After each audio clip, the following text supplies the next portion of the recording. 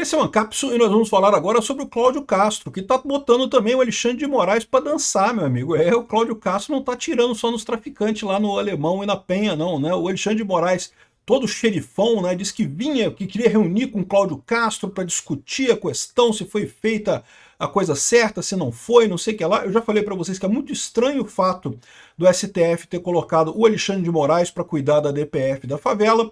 Pelo regulamento interno do STF, esse caso deveria ter sido passado para a Carmen Lúcia, porque o caso vai para o membro mais velho da turma em que ele estava designado, como o Barroso deveria ser da primeira turma e a DPF da favela estava com ele, então deveria ser o membro mais velho da turma, então deveria ser Carmen Lúcia que receberia isso daí.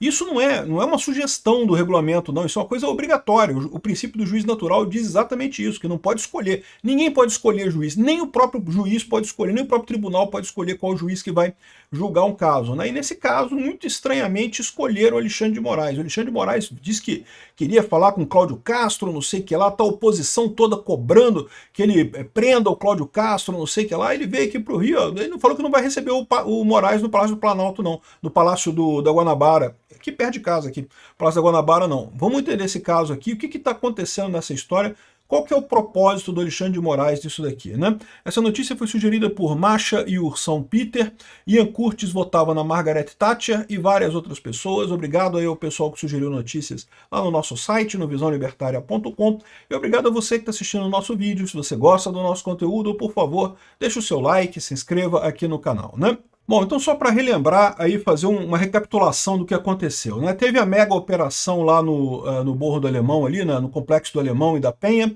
e é lógico, a população do Rio de Janeiro, todo mundo gostou. Até aqui já passaram vários dias depois disso e não foi identificado nenhuma pessoa que fosse realmente inocente nessa história toda, o que demonstra que a polícia realmente agiu com cautela, né? É muito difícil isso, porque numa operação desse tamanho, com 2.300 agentes, né, contra uma facção enorme lá no coração do Comando Vermelho aqui no Rio de Janeiro, a chance de você ter um efeito colateral, né, uma pessoa inocente acabar morrendo em consequência da ação é muito grande, né? Mas a polícia tomou um maior cuidado realmente, trouxe o combate para a mata para minimizar esse tipo de problema e de fato parece que conseguiu. Se até aqui não se chegou a nenhuma informação de algum inocente morto nessa história, realmente fica uma situação muito positiva para a polícia do Rio, né? Mas é lógico, a esquerda não gostou disso, né? E tinha a tal da DPF das favelas que por algum motivo foi parar nas mãos do Alexandre de Moraes. Isso aqui é a parte mais pouco explicada dessa história, porque como eu expliquei, pelo regulamento interno do STF, não deveria ter ido para ele, deveria ter ido para o membro mais antigo, né? O membro mais antigo é a pessoa que está há mais tempo no STF na primeira turma, então deveria ter ido para a Carmen Lúcia nesse caso, né? E foi para o Alexandre de Moraes. Por que foi para o Alexandre de Moraes? Ninguém explicou como é que foi a escolha, ninguém sabe de nada, e existem alguns questionamentos nisso daí, tá? Uma das coisas que eu vejo nessa história é justamente, ninguém nunca descartou, né? Sempre teve essa ideia de que o Alexandre de Moraes ele tem uma veia política, tá? A expectativa, toda essa lambança que ele está fazendo na política brasileira, claramente um processo de perseguição contra Bolsonaro absolutamente injustificado, né?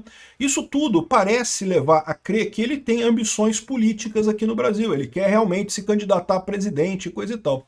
E eu já falei para vocês que, olha só, isso não é uma coisa totalmente inviável, como podem pensar, não. Assim, é lógico, eu não gosto do cara, eu não votaria no cara de jeito nenhum, mas tá cheio de presidente por aí que eu não gosto. Aliás, a maior parte dos presidentes aqui eu não gosto, e no entanto o cara é presidente, né? Então, assim, o que você tem que avaliar é justamente essa capacidade. E como eu falei para vocês, o brasileiro ele quer muito alguém que cuide da segurança pública.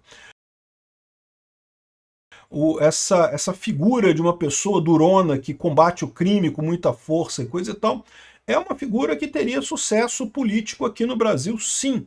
Então eu tenho um questionamento nessa história aí, porque, olha só, de certa, os partidos da esquerda botaram o Alexandre de Moraes nessa com a expectativa que o Alexandre de Moraes bata no PL aqui no Rio, bata no Cláudio Castro e crie confusão. Tá aqui, ó. Partidos da base de Lula acionam Moraes, chamam a operação no Rio de um massacre, coisa e tal. E vai ser muito curioso isso, porque dependendo de como for a reação do Alexandre de Moraes, sim, ele começou já todo errado, né? Fazendo um monte de pergunta, querendo saber um monte de coisa, querendo dar a entender que ele que tá mandando nessa operação, ele tá querendo se colocar na posição do chefe dessa história, né? E isso faz sentido.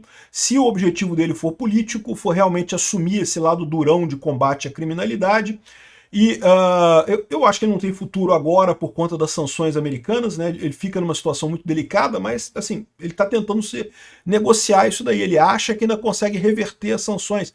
Muito desse pessoal lá no STF acha não, que vai ser só 3 anos aí do Trump, que depois o Trump vai sair lá do governo americano e vai acabar essas sanções. Eu já expliquei para vocês que não é bem assim, e é muito pouco provável que isso aconteça, né? Primeiro porque tem a chance grande do Trump fazer o sucessor dele. O Trump não pode se candidatar novamente em 2028, mas ele pode fazer o sucessor, e o Marco Rubio ou o Vance, ambos são muito ligados ao Trump, ambos continuariam a mesma linha do Trump.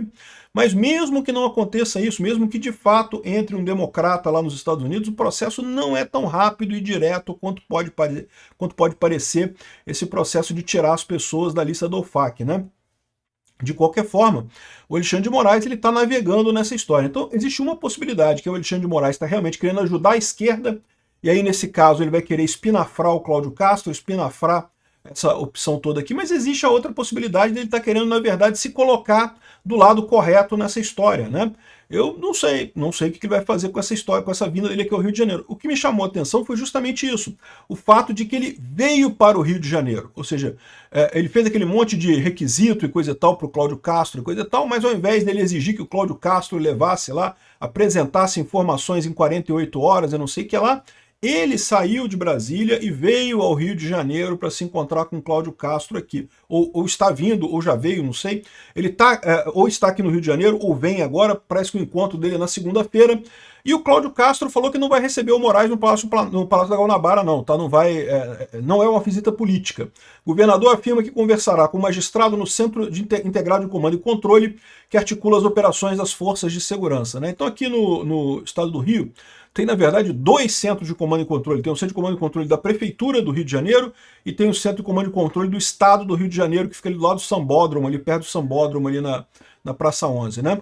E é um lugar muito bacana, cheio de computador e não sei o que lá, onde você pode fazer aquelas coisas de juntar toda a polícia, bombeiro, não sei o que lá, aquela coisa toda de Centro de Comando e Controle. E segundo eles estão dizendo, a ideia é que ele vai mostrar aos ministros, vai mostrar ao ministro, né, o Alexandre de Moraes, os vídeos dos criminosos atirando em policiais e vai explicar toda a questão lá da operação, né? O que teve para fazer a operação aqui no Rio de Janeiro, né?